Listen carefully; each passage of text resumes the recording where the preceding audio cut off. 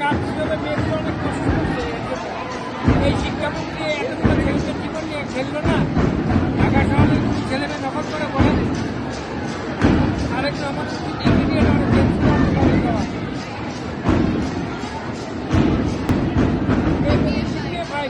হ্যাঁ, 1 লক্ষ মেয়ে জিতিয়ে ভাই একজন অবশ্যই মেয়ের কষ্ট থেকে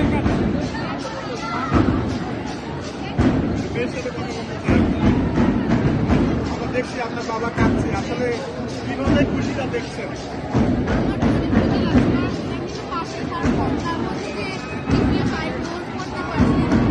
অনেক বড় ব্যাপার, আর অনেক কষ্টের যে করছি, তো সেটা যে সার্থক হয়েছে এটাই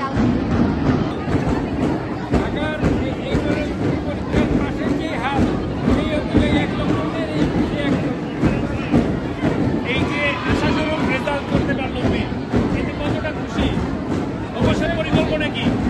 আমার যেহেতু গোল্ডেনের ছাত্রী, তারপরে সে 3 পাইল। আমরা আশা করছিলাম সে গোল্ডেন পাবে, এটা পাইল না। এই এসব লোকগুলোর কারণে তার শিক্ষা ব্যবস্থা ভালো না। এই মন্ত্রীরা ইমিডিয়েট তারেক রহমানের ছাড়া দেওয়া উচিত। বাংলাদেশের শিক্ষা ব্যবস্থা ভালো করতে হলে এরকম মন্ত্রী দরকার নাই। বিএনপিতে আরও ওই যে এর আগে যে ছিল ডক্টর ওসমান ফারুক, উনি অনেক মেধাবী লোক, এরকম যোগ্য লোককে দেওয়া উচিত। এই কচুয়ার লোকদের দিয়ে দেশের শিক্ষা মন্ত্রণালয় চলে না।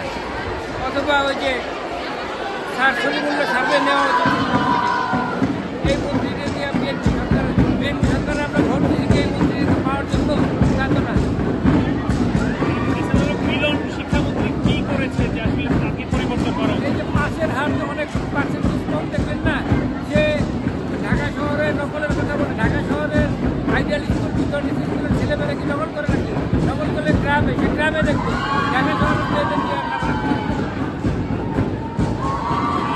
এই যে পরীক্ষার কেন্দ্রে হেলিকপ্টার নিয়ে যাওয়ার মতো ঘটনা, এগুলার লোক দেখানো পরীক্ষা হলে শুনেন, আপনার যদি সদিচ্ছা থাকে, পৃথিবীর যত বড় বড় দেশ আছে তারা কি হেলিকপ্টার নিয়ে যায়? আপনার সদিচ্ছা থাকলে আপনি এমনি ভালো করতে পারবেন। এই যে ববি হাজার যে কথাগুলো বলে, খুব সুন্দর বলে, বেটার জানে এটার মিলন। শিক্ষা প্রতিমন্ত্রী কাছাকাছি গ্রাম্য স্কুলে গিয়ে পড়াশোনা শেখায়, কেমন লাগে বিষয়টা? না, মন্ত্রী তো এটা কাজ না। কাজ হচ্ছে আপনার শিক্ষকদের এডুকেটেড করেন, তাহলে তো আপনার গ্রামে যেতে হয় না।